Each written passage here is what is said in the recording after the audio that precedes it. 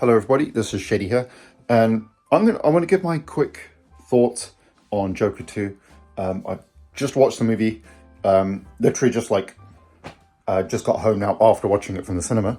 So yeah, I just want to give my kind of fresh take and discussions on this, mainly because obviously this movie's got a lot of really it's got a bad reception. The reviews are really low. I think on Rotten Tomato it's like a 37% both audience and critical score. So, I knew that going into the movie.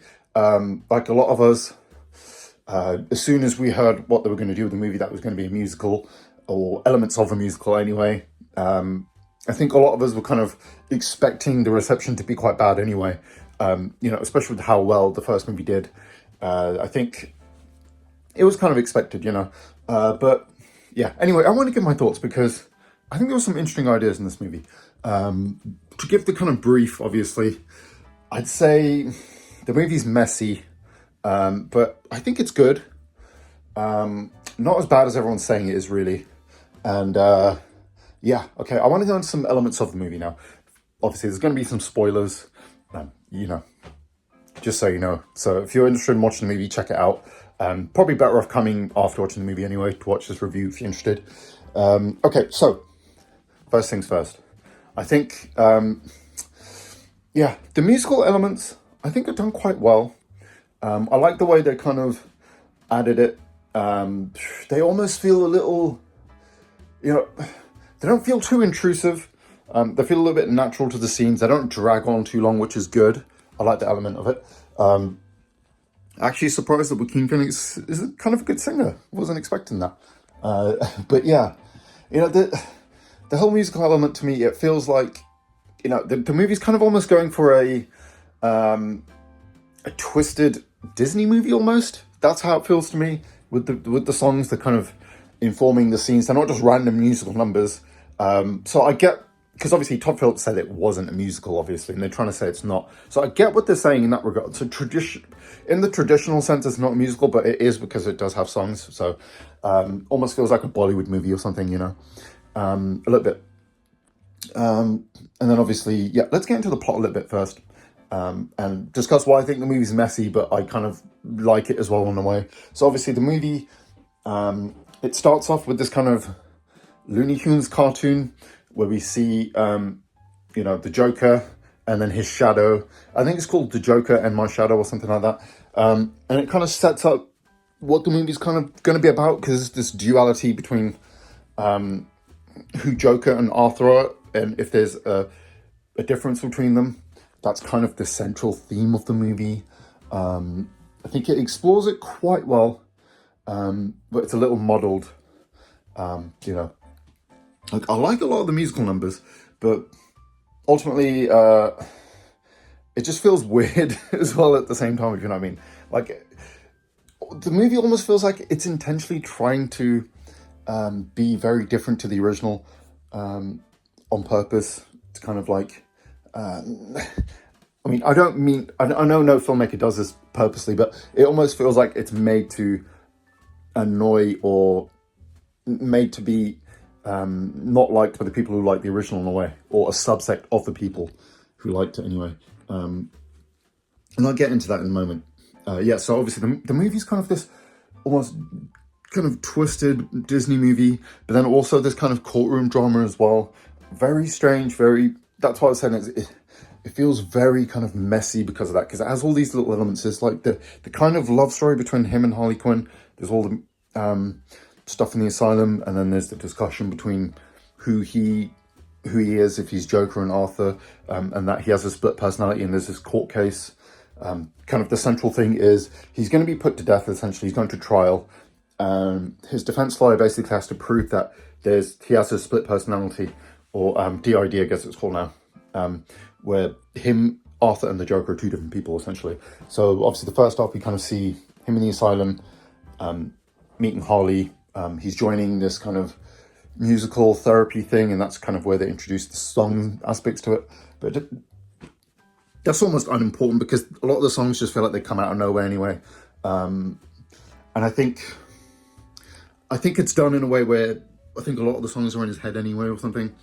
And then then yeah, there's the whole courtroom thing, and a lot of the movie he's not actually as the Joker either. It's just Arthur himself, and there's a lot of people discussing who he is and blah blah blah.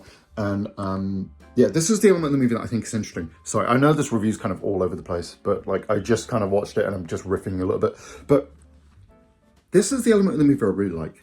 So to me anyway, it seems like the movie is, or at least the courtroom segment of the movie, and the central theme of the movie is kind of, feels like it's kind of a movie about the discourse and discussion of the first movie in a way, because we had a lot of people, there was the people who kind of idolized Joker and thought he was, this kind of cool kind of figure to look up to. And then there's the people who were like, he's just terrible. The movie's kind of terrible, and it's a movie for incels, and it's like irresponsible, blah, blah, blah. And that definitely feels like what the movie's kind of about, almost, Because I think Harley in particular, she's like a fan of the Joker's intentionally, because she kind of represents those people, or the subset of people who kind of idolized him. You can, I don't know what you want to call them, like these alpha male types. I don't know who the hell it is. You know what I mean? There's kind of people who are maybe on the fringes of society or something. Yeah, you'll kind of see them online, kind of, there was that whole thing. And then obviously, the other side who, in the court case, are the people who are trying to say he's terrible, he killed all these people, blah, blah, like kind of almost discussing the violent aspects of the movie and saying that was kind of over the top, even though the movie wasn't really that violent. If anything, the second one is a little bit more violent in a way. Yeah, so like I said, I really like that aspect of it.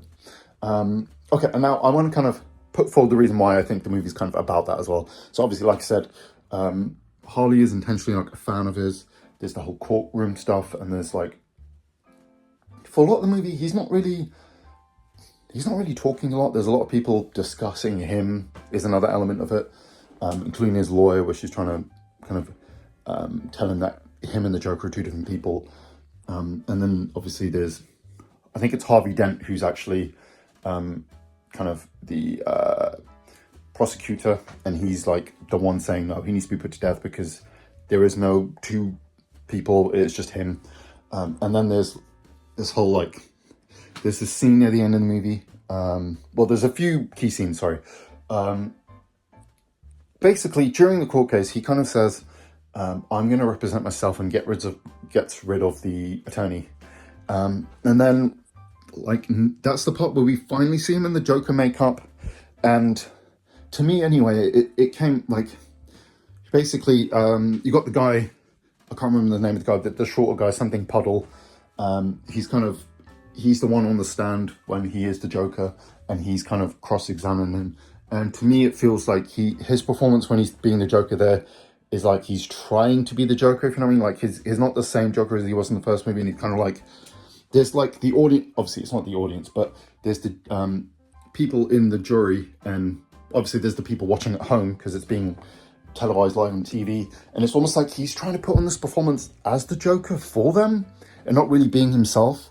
And then at the closing statement, he literally goes directly to camera. He goes in front of the camera like he's addressing the audience, and he basically says, there is no Joker and Arthur, there's just me. I killed them, blah, blah, blah. So to me, it feels like that's them saying, you guys kind of got it wrong. The people discussing it and whatnot. And then, obviously, after he says that there's no Joker, Harley Quinn kind of leaves him, and she's not interested in him because she kind of just liked this idealized version or whatever she had in her head of him. And also there's another aspect of it where she lied about her past to try to kind of impress him as well, because, she kind of idolizes him. Now, at the end of the movie, we see him going up the stairs from the first movie, and he basically says he wants to be with her, and she basically says to him, because there's no Joker, I'm not interested in you, basically. And to me, it feels like that's almost like Todd Phillips knowing that the audience of the first movie are going to hate this one, and it's like them rejecting it almost. I don't know, that's the impression I get anyway. But like I said, that element of the movie is really good. I actually like that aspect of it, if that's what they're going for, obviously. I mean, I feel like they are anyway. But yeah, like I said, the whole musical thing and the romance stuff felt a bit kind of half-baked. Like, I feel like there's not enough of the scenes with just Harley and the Joker for it to be enough of a interesting love story, which is obviously part of what they were going for. And even though I liked parts of the musicals and the musical stuff, and I kind of like how it isn't too invasive in a way, at the same time, I feel like ultimately those musical numbers don't really add anything to the movie. Like, I felt like they need to go a bit more, like, if you were going to go for a musical, you should have made it a big, bombastic musical and really gone for it. And if you were going to go for a romance, maybe you could have gone for that, or like kind of stuck to that a bit more. Or if you were going to do the courtroom stuff, maybe that could have been, like, that aspect of it, and the duality between them could have been explored more. Like, there's a lot of really cool ideas. It's kind of muddled all over the place, which I think ultimately makes it inferior to the first movie, even though I think it's not that bad. I think you should definitely watch it. It's worth watching at least once. Yeah, obviously I'm not the best at doing reviews. It's, like I said, it's all over the place, but it is just my thoughts anyway. You know, I'm not a professional. I do love movies though. I love watching movies and discussing them, even though this is a gaming channel. But yeah, like I said, I think it's not that bad. I think a lot of the negative reception to the movie is because this is not what you would expect from a sequel to this first movie. And I kind of commend Todd Phillips for doing this, for making such a strange sequel to The Joker. Because let's be honest right now, the movie didn't really need a sequel, but unfortunately because it did so well, they just gave him 200 million and said, make a fucking sequel. And what the hell is he meant to do, really? So, like I said, the fact that it's so strange and, you know, all over the place kind of makes it interesting. And those elements I was talking about where, anyway, the kind of meta elements, I guess you can call them, where it kind of explores the discourse of the first movie is really interesting. I like that. And this kind of duality between Arthur and the Joker and that kind of thing is really cool. Obviously that's why it's called Folie à Deux, because like two minds and one body or something. I think that's what that means. But yeah, that's cool.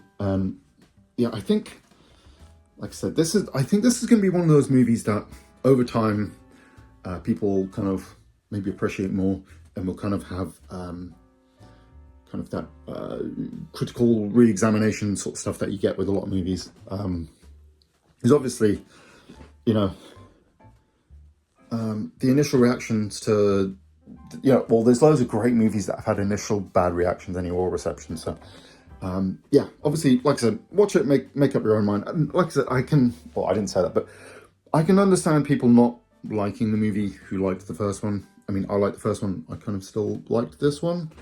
But yeah, you know, make up your own mind anyway. But like I said, I feel like you know, a lot of the reviews are maybe a little bit knee-jerk and expected because this is a really weird sequel. But anyway, that's pretty much all I have to say. Yeah, obviously, if you like the video, like, subscribe, all that YouTube jazz. And yeah, I'll hopefully catch you in the next one. And have a great rest of your day.